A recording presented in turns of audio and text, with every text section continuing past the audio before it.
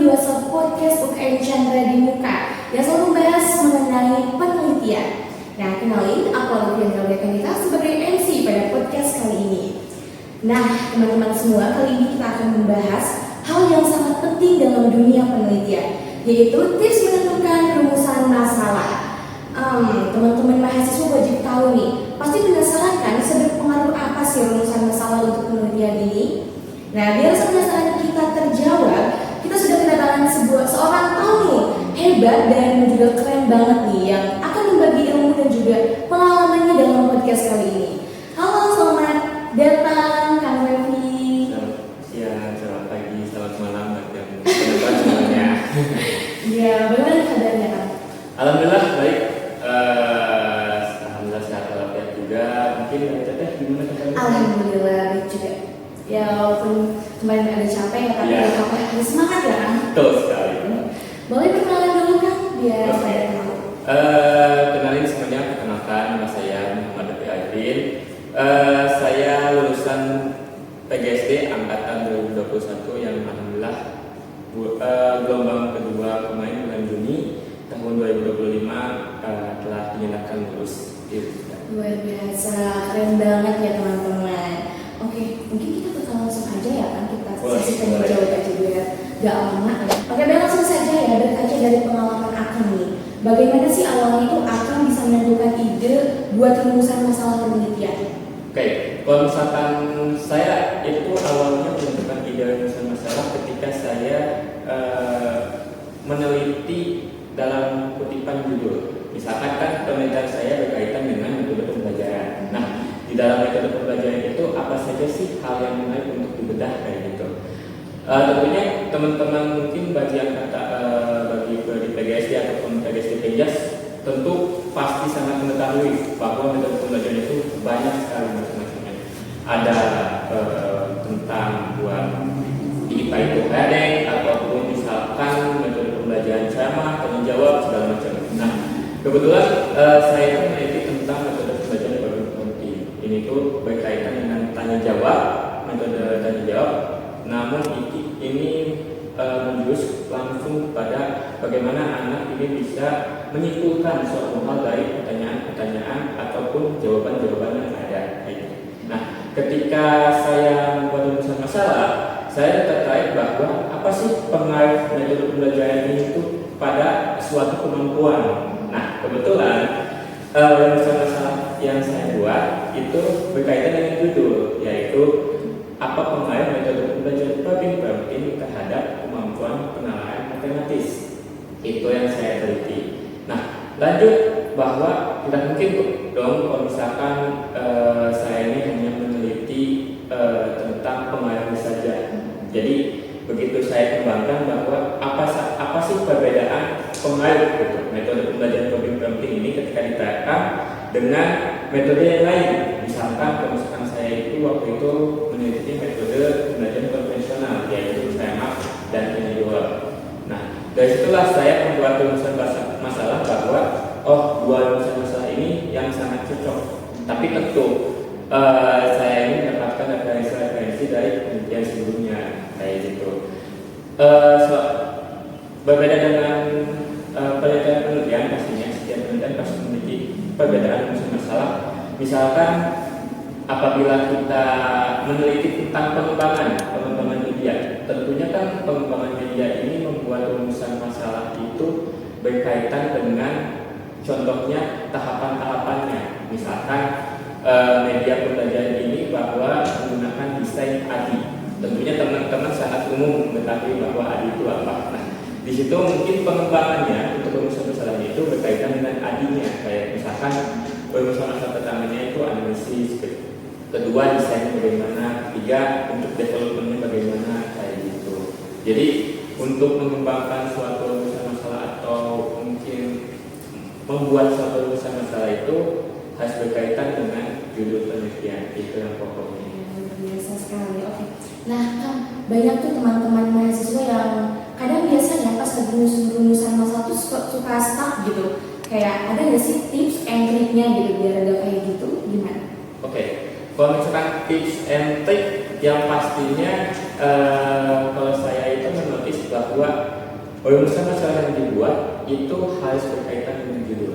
Misalkan nih, ada beberapa kata dalam judul. Misalkan contohnya pengembangan media pembelajaran ini untuk meningkatkan kemampuan ini. Nah, kalau misalkan kita stuck bahwa rumusan masalah itu dibuat atau ingin dikembangkan pinginnya itu, nah pastikan bahwa komponen di judul itu masuk ke rumusan masalah. Misalkan pengembangan ini kan tahapannya itu misalkan contohnya saya mengambil ADI. Nah, pastikan ADI ini masuk ke rumusan masalah. Apabila sudah start.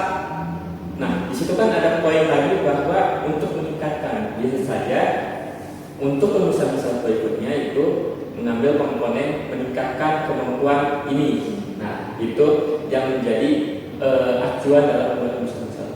Tapi apabila rumusan masalah di luar judul itu, kalau misalkan bagi saya sangat tidak disayangkan, karena rumusan masalah ini dibuat untuk meneliti judul itu. Jadi ketika start, pastikan komponen yang ada di judul itu masuk ke dalam rumusan masalah, kayak gitu. Oke, dapat dipahami ya teman-teman sampai sini. Oke, kita bakal lanjut nih Kak. Kalau misalkan nih Akang itu tiba-tiba di tengah jalan berubah arah gitu. Oh iya. Nah, apakah Akang itu merubah kembali rumusan masalahnya atau gimana? Untuk perubahan seringkali ya, apabila mungkin nantinya ketika penelitian ini untuk mengerjakan suatu tugas, contohnya yaitu skripsi, pasti mungkin akan ada beberapa perubahan. Namun pastinya perubahan itu tergantung atau terletak di bagian mananya. Apabila memang misalkan perubahan itu terletak pada bagian judul, maka otomatis bagi saya sangat menyayangkan bahwa rumusan masalah pun berubah kayak gitu. Apabila memang perubahannya itu terletak pada bagian latar belakang, yaitu sistematika di latar belakangnya. Kalau itu bagi saya itu tidak perlu merubah rumusan masalah. Nah, yang paling penting ketika memang kita merubah rumusan masalah itu pastikan bahwa tujuan penelitian atau judul penelitian kita pun harus berubah kayak gitu. Karena kalau misalkan judul penelitian kita sama, sedangkan rumusan masalah kita tidak berkaitan dengan judul, tentunya itu sangat sangat berubah lah, sangat tidak etis, karena apa yang terjadi tapi apa yang harus dibuat kayak gitu. Terus untuk ketika mengganti rumusan masalah itu kan pasti otomatis berkaitan dengan judul juga. Nah, untuk teman-teman semua, kalau misalkan memang terdapat mungkin beberapa pertimbangan bahwa oh ya saya ingin merubah alur rumusan masalah kayak gitu, pastikan teman-teman juga tahu bahwa apa yang ingin diubah itu untuk tujuan apa kayak gitu. Jangan sampai teman-teman merubah rumusan masalah tapi tujuannya itu tetap sama kayak dulu kayak gitu. Itu yang mungkin harus diperhatikan ketika memang ada pertimbangan bahwa ingin berubah rumusan masalah kayak gitu. Luar biasa sekali. Nah, kemudian menurut Akang, seberapa penting sih menentukan rumusan masalah yang lagi in atau lagi relevan dengan isu yang sekarang gitu? Tentunya sangat penting ya, karena dunia penelitian kan saat ini sangatlah berkembang pesat, apalagi dengan kemajuan teknologi yang mungkin sangat pesat sekali saat ini, yaitu adanya AI segala macam. Itu tentunya salah satu pertimbangan bahwa bagaimana kita membuat rumusan masalah, bahkan mungkin judul penelitian atau penelitian apa yang ingin kita teliti kayak gitu. Jadi apabila teman-teman memiliki ketertarikan tentang kemajuan teknologi, tentunya saya sangat menyayangkan bahwa teman-teman meneliti tentang teknologi tersebut.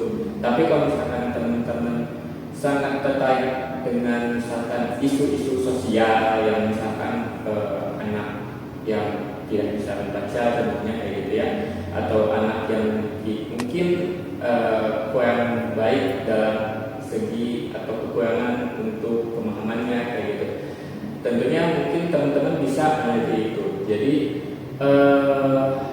rumusan masalah ini mungkin lebih cocoknya bukan pada isu-isu saat ini, tapi bagaimana teman-teman terkait pada isu tersebut.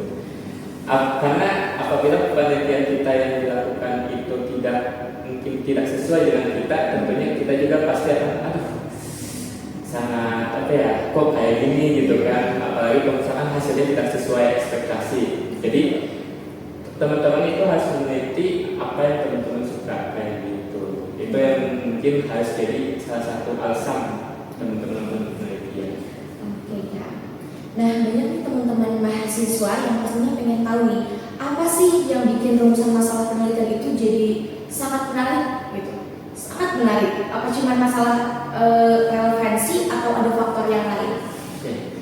Kalau untuk faktor yang lain pasti ada, karena pertama rumusan masalah kan pasti berkaitan dengan judul. Yang kedua, di dalam rumusan masalah atau ketika sedang membuat rumusan masalah itu tentunya ada pertimbangan-pertimbangan lain bagi teman-teman mahasiswa. Mungkin contohnya pada saat itu saya sedang membuat rumusan masalah. Apa sih yang menjadi dasar bahwa rumusan masalah ini sangat menarik? Contohnya bahwa saya meneliti tentang apa pengaruhnya gitu, pengaruh metode pembelajaran terhadap perempuan. Ternyata kita juga harus mempertimbangkan bagaimana teori-teori yang ada dalam dunia pendidikan itu sendiri. Misalkan contohnya bahwa teori belajar mungkin dari teori Jean Piaget, mungkin teman-teman juga pasti mengenal kayak gitu. Nah, ketika kita membuat rumusan masalah dan kita mengaitkan dengan teori ini, itu akan menjadi sangat menarik karena hasilnya pun kadang-kadang tidak sesuai dengan ekspektasi kita.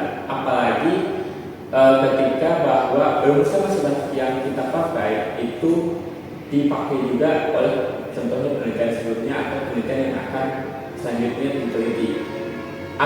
Hasilnya itu pasti kadang sama, kadang berbeda. Itu yang membuat rumusan masalah ini sangat menarik. Selain dengan berkaitan dengan teori, tentunya dengan penelitian sebelumnya pun kadang hasilnya berbeda kayak gitu. Jadi kalau bagi saya itu dua faktor itu yang membuat rumusan masalah itu sangat menarik untuk digunakan. Kemudian pernah gak sih Akang tuh dapat ide rumusan masalah dari hal-hal yang sebelumnya sepele? Nah, dan sangat dekat dengan sekitar kita tentunya. Nah, bagaimana juga kita bisa menyadari hal-hal yang sepele tapi justru sangat bagus untuk dijadikan sebuah rumusan masalah? Oke, kalau untuk sampai dengan penelitian tentunya belum pernah. Tapi kalau misalkan melihat ide bahwa oh iya ini pantas untuk diri, tentunya pernah. Bahkan mungkin sering ya, kayak misalkan bagaimana sih contohnya saya itu pernah melihat bahwa bagaimana sih lingkup siswa itu disiplin, antara disiplin dan tidak disiplin itu mempengaruhi kemampuan atau mempengaruhi hasil belajar. Ternyata kan begitu saya melihat jurnal-jurnal yang sudah ada pun kadang-kadang ada yang berpengaruh, kadang-kadang ada yang tidak mungkin kayak gitu. Nah itu yang mungkin hal-hal yang mungkin lumayan dasar tapi kadang dilupakan. Contohnya saja mungkin apabila kita tepat waktu itu akan mempengaruhi hasil belajar atau tidak. Siswa masuk tepat waktu, siswa masuk pagi, siswa masuk siang, itu akan mempengaruhi hasil belajar. Itu kadang-kadang kan hal yang mungkin dasar tapi tidak terpikirkan sama sekali kan. Nah, kalau misalkan sampai situ pernah, tapi saya belum pernah menelitinya karena mungkin belum ada waktunya atau bagaimana. Tapi relevansinya pun pasti ada kayak gitu. Oke, waktu akan diskusi nih sama dosen pembimbing. Nah, rumusan masalah akan tuh sering dirubah nggak sama dosennya? Kalau saya sih alhamdulillahnya tidak, namun mungkin pada saat pembahasan atau kedalaman rumusan masalah itu yang harus didalami lagi. Misalkan contohnya saya bahwa saya meneliti perbedaan pengaruh. Waktu itu saya diskusi bersama dosen pembimbing saya bahwa saya itu hanya sampai membatasi bahwa ada perbedaan pengaruh saja, namun belum meneliti seberapa besar pengaruh itu antara metode itu. Nah, dosen saya pun menyarankan bahwa coba untuk diteliti atau dikerjakan bahwa apa sih besar pengaruhnya itu dan seberapa besar pengaruhnya. Begitu saya dalami bahwa oh iya, perbedaan pengaruh itu bukan hanya ada atau tidaknya saja, tapi seberapa besar perbedaan pengaruh itu muncul kayak gitu. Itu jadi yang menjadi bahan-bahan diskusi. Tentunya dosen pembimbing pembimbing pasti sangat sangat baik dalam membimbing kita, karena kita pun kan merumuskan judul kadang-kadang kan diganti ya, bahwa ini baiknya kayak gini, ini baiknya kayak gini, karena dosen pembimbing itu memiliki pengalaman yang luar biasa, sangat-sangat luar biasa, dan pernah mengalaminya. Jadi, oh ya, ini lebih baik yang dipakai mahasiswa. Jangan sampai penelitian yang sangat kompleks, tapi masalahnya hanya sebatas begitu saja. Nah, agar teman-teman mahasiswa bisa lebih hati-hati nih Kang dalam menentukan rumusan penelitian, ada nggak sih Kang kesalahan yang mungkin sering banget dilakukan oleh mahasiswa waktu bikin rumusan masalah yang jadinya direvisi terus gitu sama dosen itu? Kira-kira apa tuh kesalahannya? Kalau kesalahan yang paling sering dan paling umum terjadi kalau misalkan di dalam penelitian untuk mahasiswa itu kadang-kadang rumusan masalah itu tidak mencakup judul penelitian atau bahkan mungkin melenceng dari judul penelitian. Jadi mungkin tetap hati-hati atau hal yang harus diperhatikan itu pastikan bahwa rumusan masalah itu sesuai judul penelitian. Yang kedua, bahwa cakupan rumusan penelitian itu cukup sebatas di judul penelitian saja. Kadang-kadang ada mahasiswa yang mungkin judul penelitiannya tentang pengembangan media, namun di rumusan masalahnya itu ada kata pengaruhnya gitu. Kadang kan itu tidak relevan dengan judul ya. Atau misalkan batasannya tidak mengetahui batasan rumusan masalah itu sendiri. Contohnya, teman-teman meneliti bahwa pengembangan media terhadap pengetahuan ini, bahwa rumusan masalah yang teman-teman pakai itu menggunakan desain sesuai dengan desain penelitian teman-teman. Contohnya, rumusan masalahnya itu berkaitan dengan ADI itu sendiri contohnya. Tapi kan kadang-kadang, wah harusnya cuma 5 rumusan masalah, tapi pingin kalau sedikit, pingin 6 atau 7. Itu malahan yang membuat teman-teman itu kesulitan dalam melakukan penelitian. Jadi yang pastikan pertama itu bahwa pastikan rumusan masalah teman-teman itu sesuai dengan judul penelitian, dan yang kedua tidak melebihi batasan yaitu judul penelitian itu sendiri. Nah, kemudian ada nggak sih pesan dan kesan gitu buat kami sebagai mahasiswa gitu Kang yang akan atau mungkin sedang melakukan penelitian dan lagi bingung-bingungnya menentukan rumusan masalah tuh Kang? Pesan dan kesan ya. Kalau bagi saya sih pastikan teman-teman ini mengetahui dan berkonsultasi apabila teman-teman melakukan penelitian ini, berkonsultasi entah itu kepada teman sebaya atau kepada dosen pembimbing atau kepada mungkin bahkan ada kenalan kakak tingkat atau misalkan guru di sekolah kayak gitu. Pastikan teman-teman itu sedikitnya berkonsultasi kayak gitu, karena kadang-kadang inspirasi masalah yang mungkin akan dipakai itu dari mereka juga kayak gitu. Jadi yang pertama itu pastikan bahwa kita harus berkonsultasi. Yang kedua, pastikan teman-teman yakin. Jangan ketika teman-teman menentuk bahwa oh iya saya akan memakai rumusan masalah ini, tapi kok kayak gini. Nah, teman-teman itu jangan ragu, karena apabila teman-teman ragu, kedepannya pun pasti, aduh betul gak ya kayak gitu.